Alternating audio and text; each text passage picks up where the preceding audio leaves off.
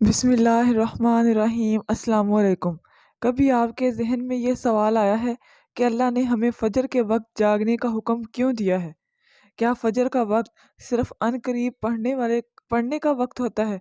کیا اس وقت کے پیچھے ایک راز پوشیدہ ہے؟ وہ راز کیا ہے؟ اس راز کو جاننے کے لیے ضروری ہے کہ ہم پہلے نماز کے بارے میں جانیں، جو ہم پر دن میں 5 مرتبہ فرض کی گئی ہے۔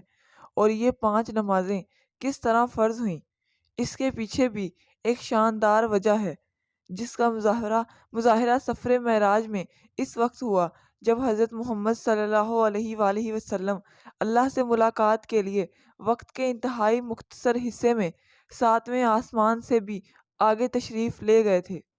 اس رات اللہ تعالیٰ نے ایک خاص پس منظر میں اپنے حبیب صلی اللہ علیہ وآلہ وسلم کو آسمان پر بلایا، اور مبارک سفر میں اللہ تعالیٰ نے اپنے قرب خاص سے نوازا، انبیاء کرام سے ملاقات کروائی۔ اس عظیم سفر میں بہت سے انعامات سے نوازا گیا، جن میں ایک خاص انعام امت کے لیے نماز کا تحفہ بھی ہے، اور قیامت تک کے لیے انسانوں کو اپنے معبود اور خالق سے قریب تر کرنے کا عظیم تحفہ اور عبادت یعنی نماز اسی سفر میں عطا کی گئی۔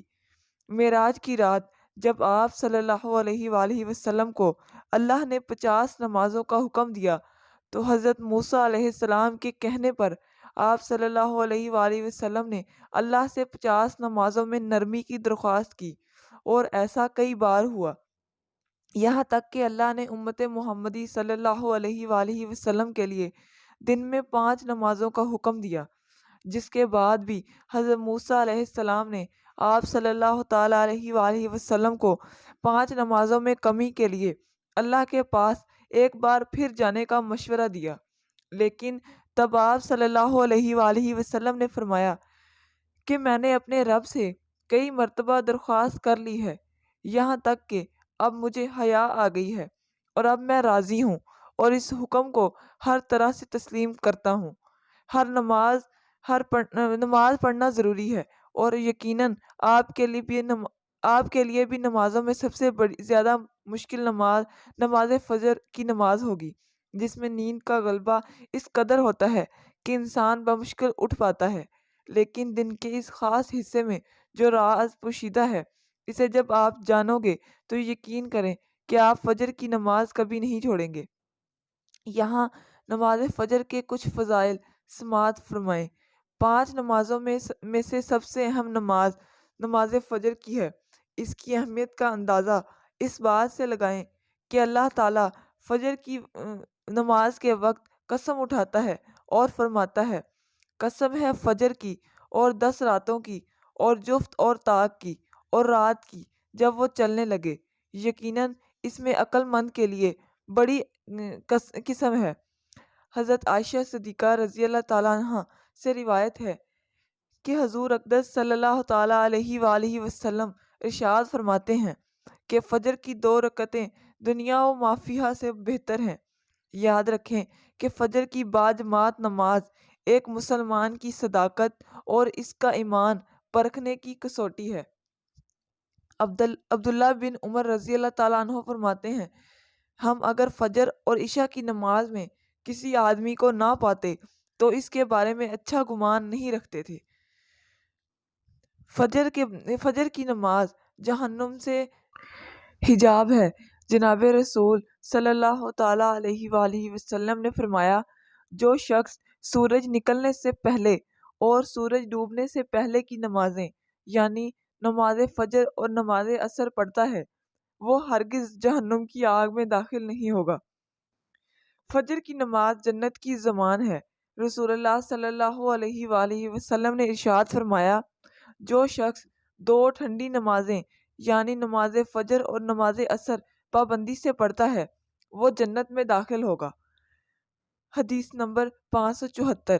فجر کی نماز نہ پڑھنے پر وعید۔ حضرت عبداللہ رضی اللہ تعالیٰ عنہ سے روایت ہے کہ جناب رسول اللہ صلی اللہ علیہ وآلہ وسلم کے سامنے ایسے شخص کا تذکرہ کیا گیا جو صبح ہونے تک سوتا رہتا ہے، یعنی فجر کی نماز ادا نہیں کرتا، تو آپ صلی اللہ علیہ وآلہ وسلم نے ارشاد فرمایا، ایسے شخص کے کانوں میں شیطان پیشاب کر دیتا ہے۔ صحیح البخاری حدیث نمبر 1144۔ فجر کی نماز کے لیے کس طرح اٹھیں؟ نمبر 1، رات کو حتی المکان جلدی سوئیں۔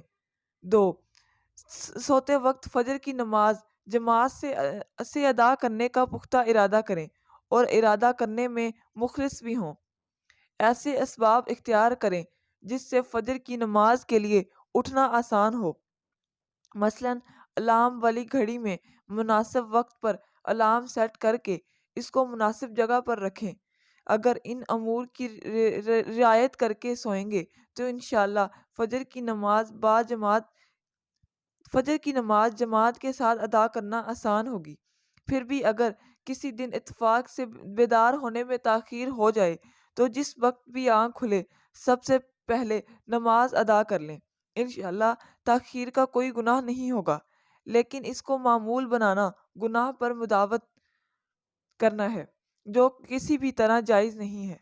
دنیا میں کئی ایسے لوگ ہیں جنہیں بے خوابی کی شکایت ہوتی ہے، جس میں وہ ساری رات سو نہیں پاتے اور پورا دن کام کاج کر کے جب رات کو سو نہیں سکتے، تب کئی طرح کی ذہنی اور جسمانی بیماریاں جنم لیتی ہیں، اور اس بیماری کا شکار آج ہر دوسرا تیسرا شخص ہو رہا ہے، جس کی بڑی وجہ اللہ کے احکامات کو پیچھے چھوڑ کر دنیا کی رنگینیوں کے پیچھے بھاگنا ہے۔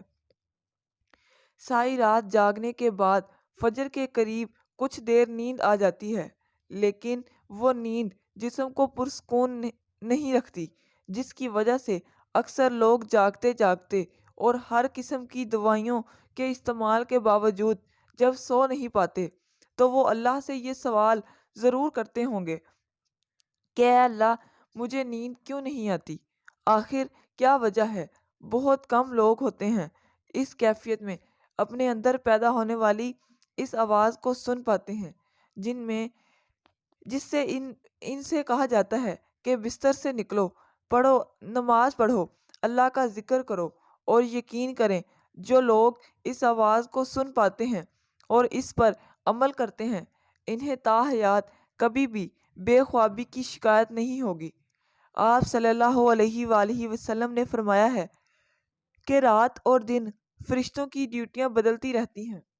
فجر اور عصر کی نمازوں میں ڈیوٹیوں پر آنے والے اور رخصت پانے والوں کا اجتماع ہوتا ہے۔ پھر تمہارے پاس رہنے والے فرشتے جب اوپر چڑھتے ہیں تو اللہ تعالیٰ ان سے پوچھتے ہیں، حالانکہ وہ ان سے بہتر بہت زیادہ اپنے بندوں کے متعلق جانتا ہے، کہ میرے بندوں کو تم نے کس حال میں پایا؟ تو وہ جواب دیتے ہیں کہ ہم نے جب ان کو چھوڑا تو وہ فجر کی نماز پڑھ رہے تھے، اور جب ان کے پاس گئے تب بھی وہ عصر کی نماز پڑھ رہے تھے۔ فجر اور عصر کی نمازوں کے اوقات میں سونے سے منع فرمایا گیا ہے۔ منع کرنے کے پیچھے بھی ایک بڑی وجہ ہے، اور وہ یہ کہ سائنس کہتی ہے کہ صبح سورج طلوع ہوتے وقت اور شام کو سورج غروب ہونے سے پہلے سونا نہیں چاہیے، کیونکہ صبح کے وقت زمین پر آکسیجن وافر مقدار میں فراہم ہوتی ہے، جس وقت ماحول تر و تازہ ہوتا ہے، اور یہ آکسیجن آپ کو دن بھر فٹ رکھنے کے لیے انتہائی ضروری ہوتی ہے۔ تو جو اس وقت سو جاتا ہے تو وہ اس تازہ آکسیجن سے محروم رہ جاتے ہیں، اور عصر کے وقت زمین پر آکسیجن کی کمی ہو جاتی ہے، تو اگر کوئی سو جاتا ہے تو اس کو آکسیجن کی فراہمی کم ہوتی ہے، جس کی وجہ سے جب وہ جاگتا ہے تو اس کے سر میں درد اور طبیعت بوجھل ہو جاتی ہے۔ اور یہی بڑی وجہ ہے کہ دین اسلام میں ان دونوں اوقات میں سونے سے منع فرمایا گیا ہے۔ نماز فجر کے بارے میں ایسے بے شمار فضائل اور بھی ہیں جن کو ہم نہیں جان سکتے۔ اگر انسان ان کو جان لیں تو کبھی کوتاہی نہ کریں۔ رسول اکرم صلی اللہ علیہ وآلہ وسلم کا فرمان ہے، اگر وہ لوگ عشاء اور فجر کی نماز کی فضیلت کے بارے میں جان لیں تو وہ ضرور بالضرور نمازوں میں حاضر ہوں گے۔ اب آپ خود اندازہ کیجئے کہ ایک طرف ان دونوں نمازوں کی کتنی فضیلت و اہمیت ہو جاتی ہے،